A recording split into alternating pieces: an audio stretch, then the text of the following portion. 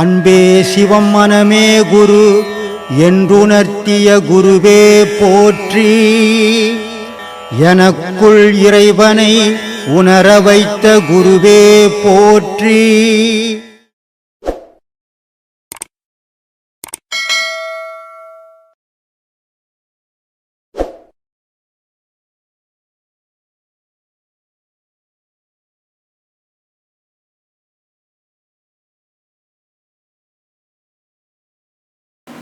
தூய்மை என்றாலே துவண்டு அலையும் ஏழைக்கால் தூய்மையான பெண்ணிற்கு தூய்மை போனது எவ்விடம். இது வேதம் தெரிஞ்சவனா இருந்தாலும் அறியாமையில இருக்கிறான் அர்த்தம். அவனுக்கு வேதம் தெரியும், ஆனா அவன் அறியாமல தான் வாழான். அவங்க அம்மாவுக்கு 10 மாசம் தீட்டு போயிருந்தான், அவன் இருக்க மாட்டான். மந்திரம் சொல்றதே தீட்டு தான் மந்திரம் சொல்லுது. யாரு வந்து மந்திரம் சொல்லுது? ஒவ்வொரு தாய்க்கும் தீட்டு போச்சுன்னா மாதம் மாதம் ஒரு குழந்தை கூட உலகத்தில் பிறக்காது. அப்போது அந்த 10 மாதம் தீட்டு தான் நான், அந்த 10 மாதம் தீட்டு தான் நீ. இப்படிப்பட்ட பொண்ணை நான் கல்யாணம் பண்ணிக்கினேன். நான் தொட்டா தீட்டு, போனா தீட்டு, வந்தா தீட்டுன்னா ஆமை மாதிரி மூழ்கி வந்து அநேக வேஷம் போட்டு ஆமை போல மூழ்கி வந்து அர்ச்சனைகள் பண்ணும்போது தீட்டு எங்கே போச்சு? தீட்டு எங்கிட்ட தானே. உடல்ல யார் உடல்லையும் தீட்டு கிடையாது, அவன் மனசுல தான் தீட்டு. அந்த மனசை சுத்தம் பண்ணிக்கினா அந்த தீட்டு போயிடும். கடவுளை யாராவது தொட முடியுமா? தொட்டால் அதுக்கு தீட்டு முடியுமா? இதெல்லாம் ஒரு அறியாமை. இதெல்லாம் ஒரு மனுஷனை பயன்படுத்தி அசிங்கப்படுத்தி வைக்கிறது. ஆணா இருந்தாலும் பெண்ணா இருந்தாலும் சரி. ஆணன்றும் ஒரு நாள் ஒரு சம்பாதனையை பெண்ணுகிட்ட கொடுப்பான். அவள் பல நாள் பாதுகாத்து உலகத்தை குடும்பத்தையும் காப்பாற்றான் இல்லையா? அதே மாதிரி அந்த விந்துன்ற பொருளை ஒரு நாள் அந்த மனைவின்ற பொருள்கிட்ட கொடுக்குறான். அந்த மனைவின்ற அன்னைக்கு வாங்கின பொருளை 10 மாதம் காப்பாற்றி அதை ஒரு உருவமாக்கி உலகத்துக்கு கொடுக்குறான். அப்போது இந்த பெண்ணுன்ற பொருள் எவ்வளோ உலகத்தில் உயர்ந்த பொருள். பெண்ணுன்னு ஒன்று இல்லைன்னா உலகம்னே ஒன்று கிடையாது. அப்போ இந்த பொண்ணை இழிவுபடுத்தி வேதங்கள் சொல்லி சில அதை எடுத்துக்கின்னு வாழறது தவறான வழிபாடுகள். எல்லா தெய்வத்தையும் பெண்கள் வழிபாடலாம், எல்லா கோவிலுக்கும் பெண்கள் போகலாம். எப்போ போகக்கூடாது அப்படின்னா அந்த காலவரம் இருக்குது அவங்களுக்கு, அந்த மென்சஸ் டேட். அந்த நாளில் அங்கே போகாது இருந்தாங்கன்னா போதுமே தவிர பெண்கள் வழிபடக்கூடாது. பெண்கள் தொட்டா தீட்டுன்னா நீ தொட்டாலே தீட்டு தான். காசிலேருந்து தண்ணி எடுத்துன்னு வந்து ஊற்றுனா அந்த கர்மம் தீர்ந்து போயிடுமா? அகப்பை சித்தர் சொல்கிறாரு, காசிக்கு போனாலும் அகப்பை, கருமம் தீராதே அகப்பை. மனசில் பேயை வச்சுக்கின்னு நீ காசியில் போய் குச்சின்ன போகிறதுன்னு எங்கே போய் குச்சின்ன போகிறது? மனசில் இருக்கிற பேயை வெளியே போட்டுட்டுன்னு நீ காசிக்கே போன்ற, நீ இருக்கிற இடம் தான்டா காசின்ற. அந்த மாதிரி மனசை முதல்ல சுத்தப்படுத்தணுமே தவிர தீட்டுன்னு ஒரு பொருள் உலகத்தில் வெளியே கிடையவே கிடையாது. தீட்டுன்னு போயிருந்தா உலகம் பண்ணே ஒன்று கிடையாது. மனுஷனுக்கு உலகத்தில் உயிரினங்களுக்கு பசின்ற ஒரு செயல் இல்லைன்னு சொன்னால் உலகம்னு ஒன்று இருக்காது. அந்த பசிக்கு உணவு இல்லைன்னு சொன்னால் உயிரினம்னே ஒன்று இருக்காது. இங்கே கடவுள் என்ற பேச்சுக்கு இங்கே இடம் கிடையாது. ஒரு குழந்தை பிறந்த உடனே போய் கடவுளையா கும்பிட்டு, கடவுள் அந்த குழந்தைய காப்பாற்றுறாரு, தாய்ப்பால் தானே காப்பாற்றுது. அப்போது அந்த குழந்தைய எது காப்பாற்றுனா உணவு தான் காப்பாற்றுது. அப்போ அது கடவுளே தெரியாது, ஆனால் அந்த உணவுக்காக அழுகுது. அந்த உணவு தான் நாளடைவில் காப்பாற்றப்படுது அந்த குழந்தைய. எந்த கடவுளாலையும் யாராலையும் எந்த கடவுளும் காப்பாற்ற மாட்டார். உனக்குள்ளே இருக்கிற கடவுள் தான் உன்னை காப்பாற்ற. உலகத்தில் எந்த கடவுளும் கிடையாது. இயற்கைன்றத ஈசன் இருக்கிறான், மனிதன்றவன் மனுஷனாக இருக்கிறான். மனிதன்றவன் மனுஷனாக இருக்கிறவன் ஞானியாக மாறணும். அதுதான் ஆன்மீகமாக அப்படி பயணம் பண்ணணும்.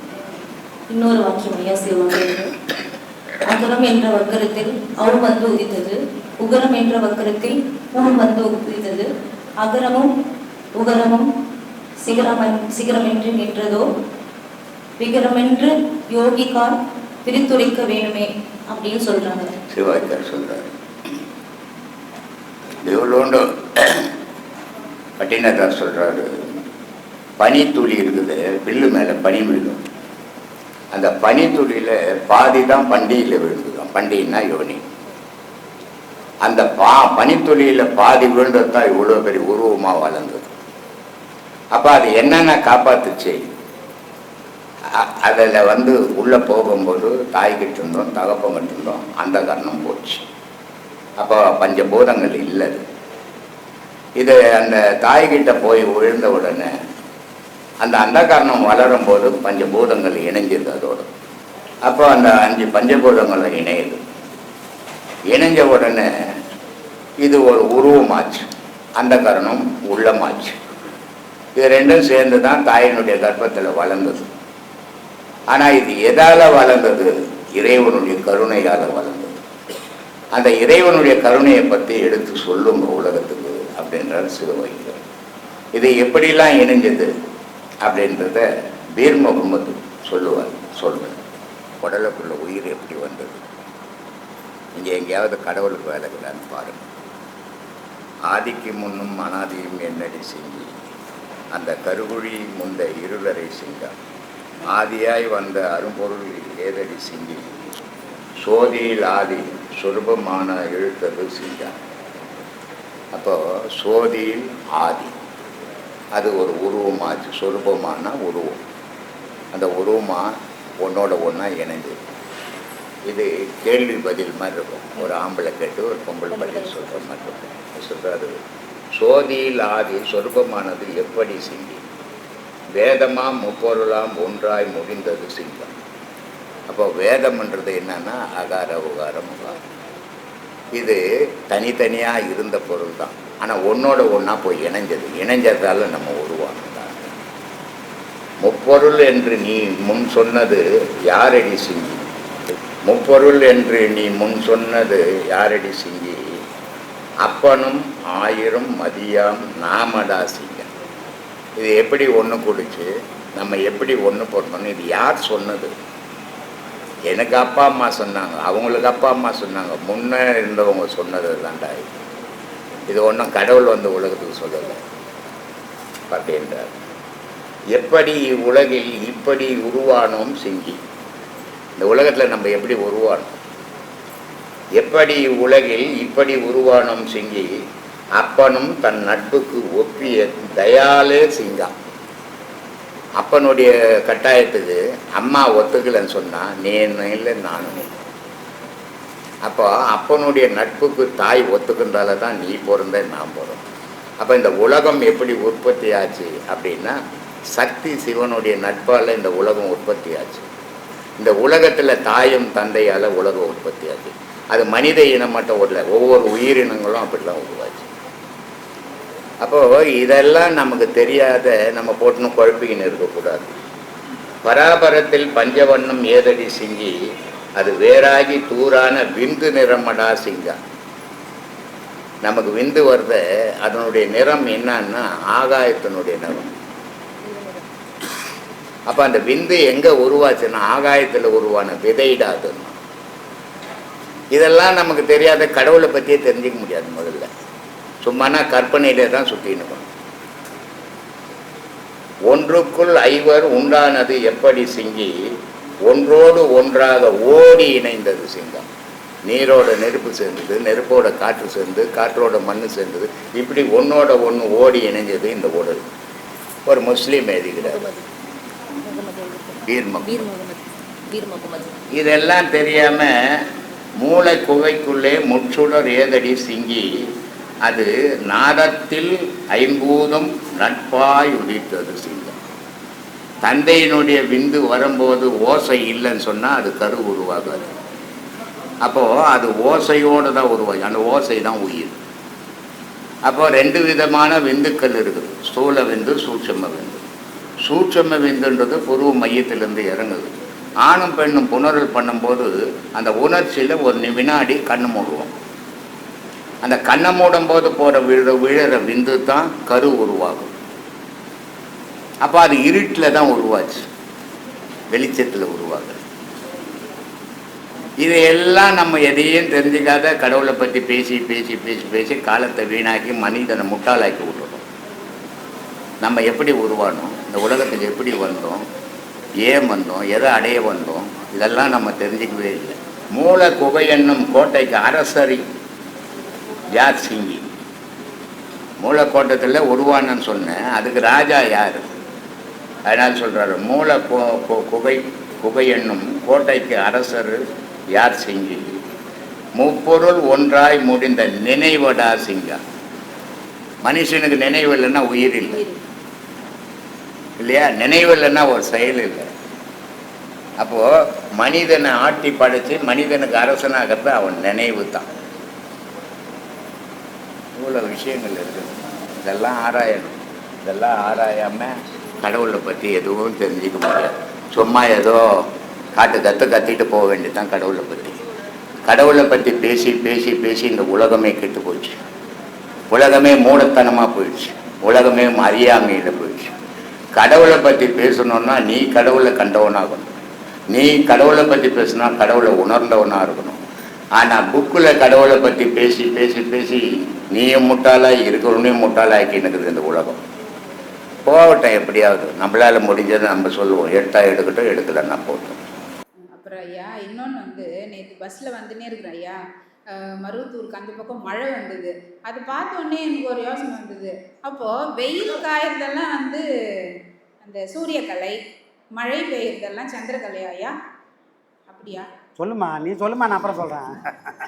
அப்படியே சொல்ல வந்ததை சொல்லிடுமா. அந்த மாதிரி நான் யோசனை பண்ணேன். அப்புறம் இன்னொன்று யோசித்தேன். சரி, அப்போது சூரியகலைன்றது பகல், சந்திரகலைன்றது நைட்டு. அப்போது இந்த சுவாசம் தான் நடந்துருக்குது. அண்டத்தில் உள்ளது பிண்டத்தில் இருக்குன்னு சொல்லியிருக்காரு ஐயா. அப்போது நமக்கும் இந்த பூமிக்கும் நிறைய கனெக்ட் இருக்கு போல இருக்குது. அப்போ நிறைய அப்படியே ஐயா கண்ணில் தண்ணி ஒரு மாதிரி ஆகிட்டு ஐயா. அந்த ஒரு நிமிஷம் தான் ஐயா எல்லாமும் புரியுது. எல்லாமே என்னது இது இப்படி இருக்கே, ஐயா எவ்வளோ அனுபவிச்சிருக்காரு, ஐயா சாட்சாத் சிவன் தான் அப்படின்னு சொல்லிட்டு அப்பயும் அதை மேலும் மேலும் அவர் சிவன் தான், சிவன் கடவுள் பேரொளி தான் அவருன்றது புரிஞ்சிக்கிச்சு. அப்புறம் இன்னொரு விஷயம் ஐயா, ஐயா வந்து சொல்வார், ஒருத்தவங்க வந்து நல்லா இருக்காங்க அப்படின்னாக்கா அவங்கக்கிட்ட கடவுள் நெருங்கவே மாட்டார். ஒருத்தன் பக்தியில் கஷ்டப்படுறவன் அவங்ககிட்ட கடவுள் இருப்பார் அப்படின்னு சொன்னார். இது ஒன்று. அப்புறம் இன்னொன்று சொல்லியிருக்காரு, ஏன்பா என்ன நினைக்கிறீங்க, என்னை நினச்சா உங்களுக்கு கஷ்டம்தான்பா வரும் அப்படின்னா. இப்போது கடவுள் நெருங்குறவங்களுக்கு கஷ்டம் வருது, ஐயா நினைக்கிறவங்களுக்கும் கஷ்டம் வருது. அப்போ ஐயா யார்? ஐயா சாட்சாத் பேரொளியே. அப்புறம் இன்னொரு இது ஐயா, பாட்டு பாடுறேன் ஐயா. இப்போ வந்து நம்ம இந்த பாடல்கள் வந்து முதல்ல போட்ட அந்த 20 பாடல்கள் வந்து கேட்க வேண்டியது, ஐயாவை பற்றி கேட்க வேண்டியது. முருகன் கோவில் இருக்குது, ஐயா புகழை பற்றி இடத்தை பற்றி சொல்கிறது. இப்போது ஐயாவோட குணநலன்களை வச்சு அந்த பாட்டு எழுதியிருக்காங்க பாருங்கள்.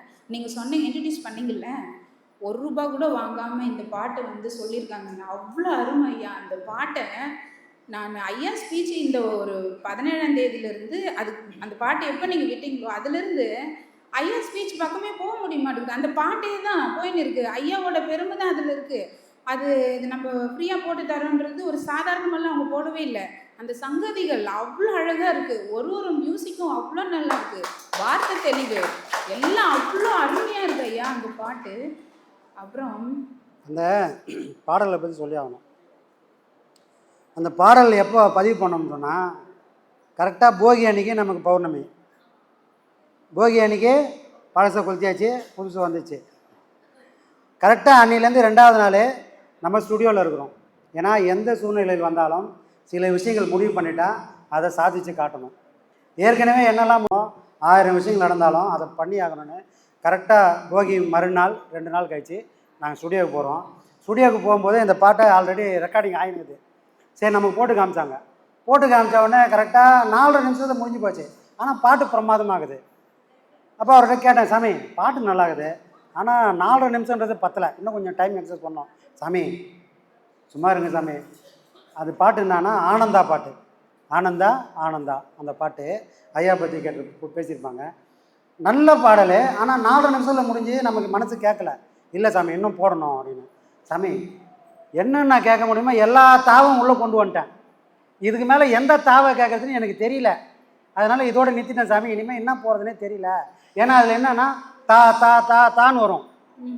இறைவன்கிட்ட மனுஷன் கேட்காத. ஐயா சொல்லுவார், இறைவன்கிட்ட போனால் நீ கண்ணை மூடி கம்முன்னு, உனக்கு என்ன கொடுக்கணுன்றதை இறைவன் சொல்லுவான். அப்படின்னு ஐயா சொல்லுவார். ஆனால் அந்த மாதிரி யாரா இருக்கணுமா? கடங்காரன் கேட்குற மாதிரி இறைவன்கிட்ட கேட்டுன்னே தான் இருக்கிறோம். சரி, கேட்கறதுன்னு முடிவு பண்ணியாச்சு. கேட்கறதுன்னு முடிவு பண்ணிட்டா எப்படி கேட்கணுமா தெரிஞ்சுக்கங்க அப்படின்னு அந்த கான்செப்டில் எழுதுனதான் அந்த தா தா தா தா தா கேட்கறதுன்னு முடிவு பண்ணிட்டேன். சரி, இறைவனுக்கு முன்னாடி போனால் என்னெல்லாம் கேட்கலான்னு ஒரு தெளிவு ஓட்டம். இந்த பாட்டை கேட்டால் இறைவனுக்கு முன்னாடி போனால் இதை தான் கேட்கணும், தெளிவு ஓட்டம் தான். ஆனால் 4 நிமிஷத்தில் முடிஞ்சு போச்சு. பத்தாது, உக்காருங்க அப்படின்னு நானும் பாடலாசிரியர் 2 பேரும் டிஸ்கஸ் பண்ணி இன்னும் ஒரு 8 சரணம் எழுதணும். 8 சரணம் எழுதி 4 நிமிஷம் பாட்டேன், 6 நிமிஷம் 6.25 நிமிஷம் பாட்டாக மாற்றி அதுக்கப்புறம் எழுதின பாட்டு தான் அந்த பாடல் முழுசாக வந்தது. எதுக்காகன்னா அந்த கடைசியாக போகும்போது முக்தின்றதுல தான் முடியும்.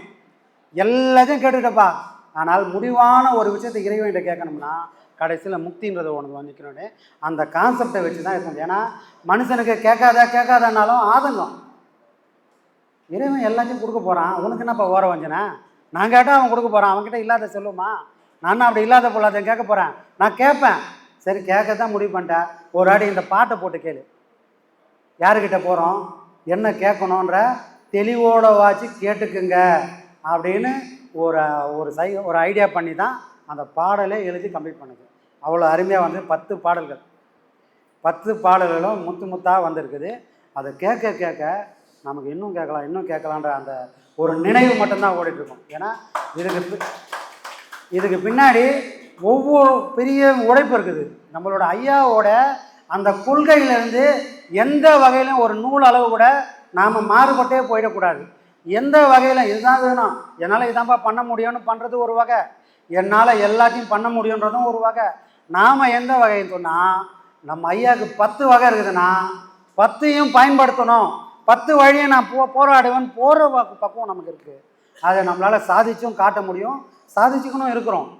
அப்போ நாம் செய்யக்கூடிய அந்த பாடல்கள் அவ்வளோ முக்கியம். ஏன்னா அதில் ஐயாவோட பெருமையை ஒரு தங்க கிண்ணத்தில் பால் கொண்டு போனால் எவ்வளோ இருக்குமோ அந்த மாதிரி அந்த பாடல்கள் மூலிமா ஐயாவோட கருத்துக்களை நாம் எல்லாரோட வீட்டுக்கு போயிருக்குது. அந்த வீட்டிலேருந்து எல்லாரோட உள்ளத்துக்கும் போகும் ஐயாவோட கருத்துக்கள்.